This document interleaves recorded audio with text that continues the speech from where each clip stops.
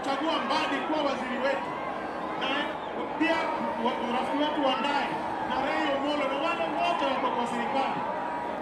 Na ya mwisho ni hii maneno yetu ya barabara, tuangalie ifanyike iwe mzuri, tumalize hiyo kazi. Na yote ile yote tumefanya. Sasa ya mwisho nataka kumwita bwana seneta